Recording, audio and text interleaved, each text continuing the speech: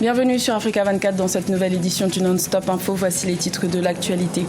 Une opération grand nettoyage à cause de la production de pétrole serait nécessaire dans la région du delta du Niger, au Nigeria. Plus de 6 millions de vies sont menacées par la pollution liée à des substances toxiques.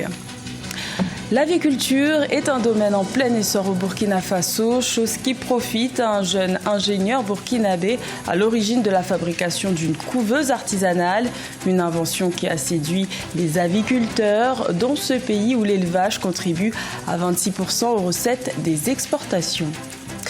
Et à la rencontre du chercheur congolais Alain Brice Nyama, cet inventeur capture le dioxyde de carbone pour le convertir en encre indélébile, une avancée selon lui pour protéger l'impression des documents importants susceptibles d'être falsifiés. Mais tout d'abord, en Afrique du Sud, le président Cyril Ramaphosa dénonce un rapport biaisé publié par la médiatrice de la République. Un rapport selon lequel le chef de l'État aurait violé la Constitution lors de la campagne électorale pour prendre la tête de l'ANC en 2017. En trompant le Parlement sur l'utilisation de fonds. Près de 30 000 € auraient été versés par une compagnie engluée dans des scandales de corruption. Face à ces révélations, le président a plaidé l'ignorance. Le chef de l'État sud-africain, qui a fait de la lutte contre la corruption son cheval de bataille, espère qu'une procédure accélérée sera lancée par les tribunaux du pays pour trancher rapidement ce dossier. Au Nigeria, la production pétrolière ravage les ressources environnementales de la région du delta du Niger et cette pollution empoisonne la vie de près de 6,5 millions de personnes. Le nettoyage de cette zone nécessiterait au moins 25 ans, ce qui inquiète la population. Aïssatou Bari. Au Nigeria, les activités pétrolières dans le plus grand bassin d'extraction du pays menacent la survie d'une population de 6,5 millions de personnes vivant de la pêche. Les deux compagnies pétrolières, Shell et Eni, sont selon Amnesty International responsables de cette pollution. Le président Muhammadu Buhari a mis en place un comité spécial chargé de se rendre dans la région pour se rendre compte du degré de négligence, de retard et de souffrance d'un peuple qui héberge ces compagnies pétrolières depuis plus de 40 ans. Nous avons soif de liberté.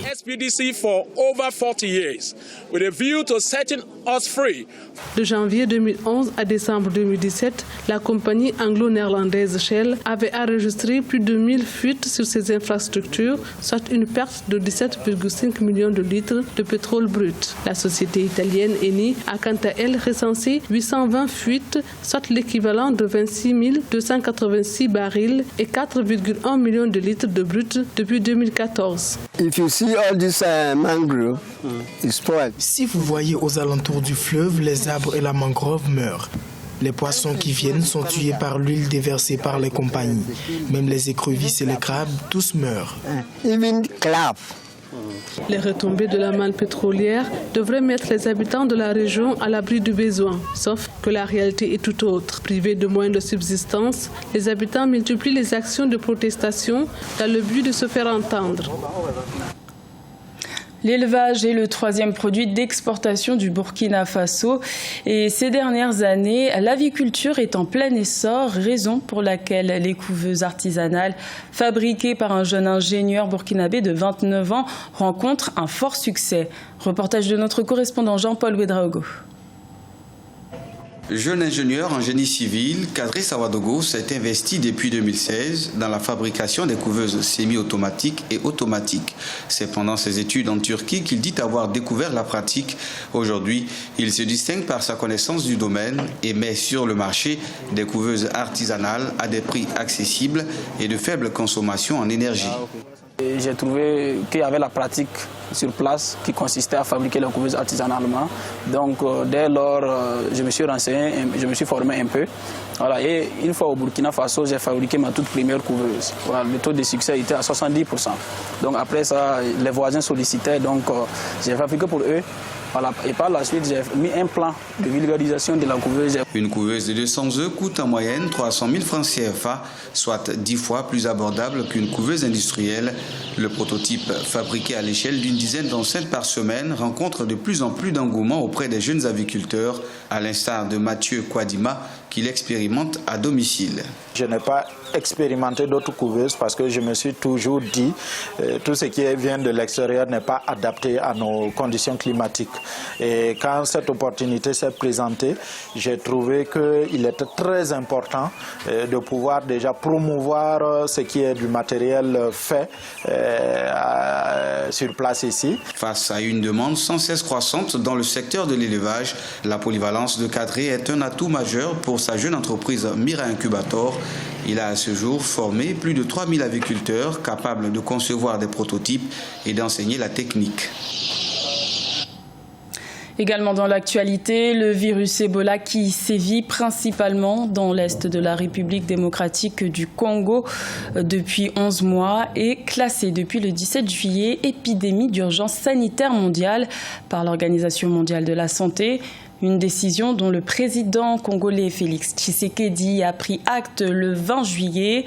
La conduite de la riposte pour contrer cette épidémie se fait désormais sous sa supervision. Notons que cette épidémie, déclarée le 1er août 2018, a fait jusqu'à présent près de 1715 morts. Récupérer le dioxyde de carbone pour en faire une encre indélébile. C'est l'invention du chercheur congolais Alain Brice Nyama. Le 19 juillet à Brazzaville, ce chercheur a présenté ce nouveau concept qui pourrait permettre de lutter contre la falsification de documents. Reportage de notre correspondant Eva Panzou. L'encre indélébile inventée par le chercheur congolais résiste à la photocopie ou au flash de captation d'images dans le programme numérique des photocopieurs, scanners et ordinateurs. Cette encre issue d'un mélange d'eau et de gaz carbonique recueillie d'un pot d'échappement automobile ne peut être falsifiée et pourrait être une solution contre la falsification des documents tels que les diplômes.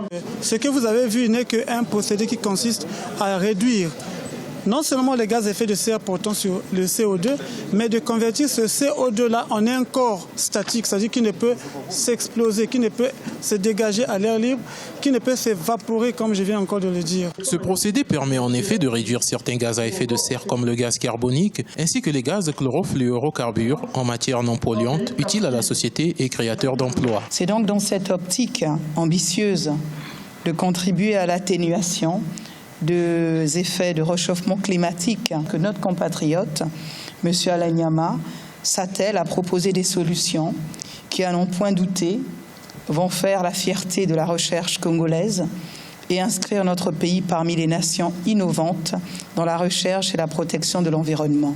Alain Brice Nyama compte plusieurs inventions à son actif, parmi lesquelles Petrocafé, un carburant à base de résidus de café qu'il a converti en substitut de pétrole. Sa première invention en 1995 à la cité Louis Pasteur de Brazzaville était la mise au point d'un sirop contre les vers intestinaux à partir de la séparation du miel en fructose en solution d'azote.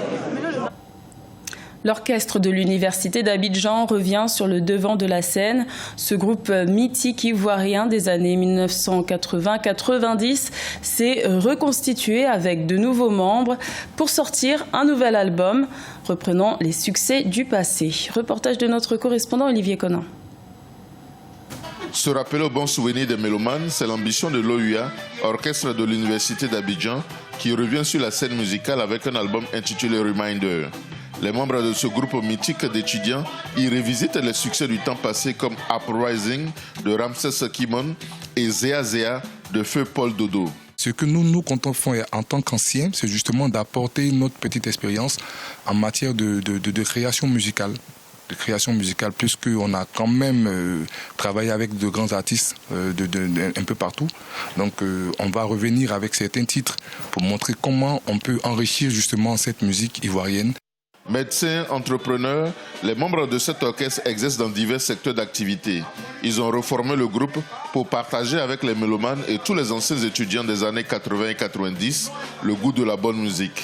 Les morceaux que vous aviez aimés dans votre enfance, dans votre adolescence, même dans votre âge adulte, à l'époque, ils sont là. Donc, servez-vous, buvez, consommez, mangez, Reminder de l'orchestre de l'université. Vous verrez, ça va changer quelque chose. Le label Orchestre Université d'Abidjan est un cadre, est un club, est une institution qui a contribué à notre devenir. L'OUA prépare une tournée pour permettre au public des différentes villes de Côte d'Ivoire de vibrer comme au bon vieux temps des soirées sur le campus de l'université de Cocody et les différentes cités universitaires d'Abidjan. L'édition 2019 de la Coupe d'Afrique des Nations de football s'est achevée le 19 juillet en Égypte avec la victoire de l'Algérie. L'heure est désormais au bilan pour les 23 équipes défaites. À l'instar de la Côte d'Ivoire, sortie en quart de finale, les supporters semblent satisfaits du parcours des éléphants. Reportage de notre correspondant Olivier Conan. Bilan satisfaisant de l'équipe nationale de football de Côte d'Ivoire à la CAN, Coupe d'Afrique des Nations selon les supporters ivoiriens. Les éléphants, surnom du 11 ivoirien, ont été éliminés en quart de finale par l'Algérie au tir au but. Les éléphants ont gagné 3 rencontres et perdu 2 matchs, mais les supporters ne leur en tiennent pas rigueur. Je pense que si ils sont habitués à être ensemble, je pense que l'année prochaine, ils iront loin. Ils n'ont pas mal joué, ils n'ont pas démérité. Les Ivoiriens se sont battus comme les éléphants normalement. Mais c'est la chance qui n'est pas arrivée. En tout cas, on les soutient. Pour les spécialistes, l'équipe nationale de Côte d'Ivoire a rempli son contrat. C'est une équipe en reconstruction qui a un bel avenir. Il faut laisser l'entraîneur Kamara Ibrahim poursuivre son travail. Oui à la formation, mais oui aussi à l'utilisation des meilleurs joueurs au meilleur poste.